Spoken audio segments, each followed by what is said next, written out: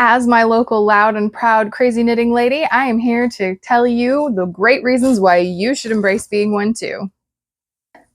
Hello, welcome to Show and Tell Meg. I'm Megan and I like to make things, and I particularly like to knit things. And the glory of knitting is that it is such a portable hobby. In honor of Worldwide Knit in Public Day, I thought that I would make this video telling you the reasons that I personally love being my local crazy knitting lady and why you should be one too. It's only appropriate that I knit while we have this discussion, I think.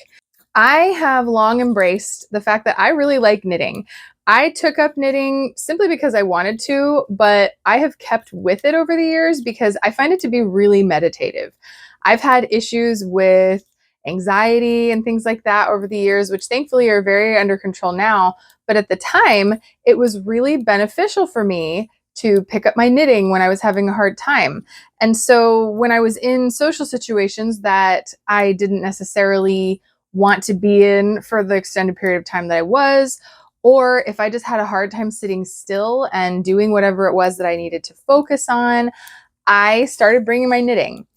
And at first, I had friends that would tell me that they thought that I was being really rude, that particularly if I was sitting through a meeting or church or something where someone is talking and I was knitting instead of just staring at the person, I had people say that they thought that I was being really rude. And thankfully, over time, they came to realize that it actually helped me to pay attention more. So tip number one, knitting while you're out and about, it will actually help you focus better on what's going on around you. Obviously not in things like driving, but in things where people are talking, it can be an incredibly beneficial mental tool because your hands are busy doing something that they don't have to think about. Like I'm able to sit here and talk and knit, and I don't even have to look at this because I have the muscle memory in my hands of what I need to do for the stitch that I'm on. Grant you, I'm not usually bringing out anything that's like a complicated lace design or cables, things like that. Those I will do when I have a little more focus on the knitting itself. But when I have things that have quite a few rows of just plain knit stitch, knit and purl, that kind of thing, it's no problem. I can just knit, knit, knit and think and answer questions, talk to people around me, and I don't have to worry about what's going on with my knitting. I also am a very big proponent of knitting when you have to wait anywhere. Any kind of doctor's appointment or waiting for my kids when I had to pick them up from school. If I got to work a little early, I would be knitting while I waited for everyone to get there. And so not only did I have something to do to kill my time, but it was also productive. I don't feel like I'm just sitting there scrolling on my phone and doing things that aren't going to bring me any kind of lasting satisfaction from my time. Whereas knitting, even if I only get one row, I'm one row closer to finishing the project that I was working on. So reason number two to be a crazy knitting lady is you're always productive. You're always getting things done with your time. And that is a great boost in and of itself. Another reason that it's great to be the local crazy knitting lady is everybody knows that I knit. And so when they come across things that they no longer need, they have a relative that passed away who liked to make things, they tend to think of you first when they're trying to get rid of these things.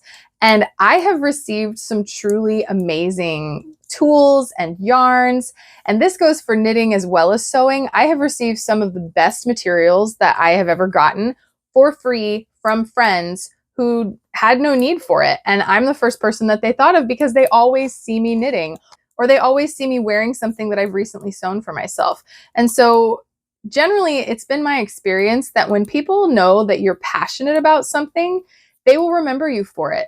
And they will encourage you in that hobby that they know that you're passionate about, even if it's something that they don't share that passion for. So reason number three to definitely be your local crazy knitting lady is you can get some really good stuff. Another great thing about knitting in public is it always gives people an icebreaker when trying to talk to you. I have so many people who ask me what I'm working on. They want to see the progress. They want to see the picture of what it's going to look like. They want to look at my yarn, and then they usually give me some kind of compliment about how good it looks like it's coming out. And so while it's not necessarily something I always want, I'm not going out in public to get attention from other people. it can be nice if you're in a situation that you don't know what to say to these people, and it just gives that immediate thing that they can comment on to spark off a conversation. And my final tip as to why it's great to be a local crazy knitting lady is you get to knit. I mean, I just flat out enjoy knitting. And so why wait until you get to be home at night and no one's around you to be able to enjoy this hobby that you love? Like, the fact that it is such a portable thing, why not embrace that? Take it around with you, get things done. And it turns situations that might not be so fun, like waiting for a doctor's appointment that they said was going to start an hour before you've actually been called in, and you actually get to knit. And so who cares that you didn't get into the doctor's appointment at the time that they said, because now you had an extra hour of knitting. So at least the time doesn't feel wasted.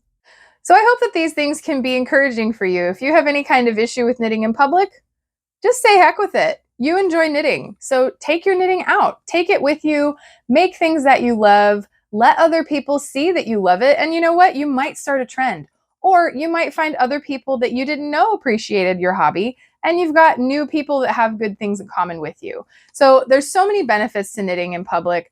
I can't tell you enough why you should just give it a go. And so even if you don't do this all the time, take it out with you on June 8th. Make it a point to knit in public and see what happens. You never know what can come of doing something that you love and letting people know about it. So that's all that I have for you today. I hope that this is encouraging. I hope that you can embrace your inner knitting weirdo and just be yourself. Let people know who you are. Don't worry what other people are going to think, because I guarantee you most of what they think is not about you anyway. So I hope that you have a wonderful knit in public day this year, and I will be knitting in public for sure. And let me know down in the comments, do you plan on knitting in public? Is this something that you do frequently? Do you let your weirdo flag fly, or are you a little hesitant about it? What kind of concerns might you have? I'd love to spark a conversation in the comments. So I hope that this was encouraging, and I hope that in the meantime you have a wonderful International Knit in Public Day.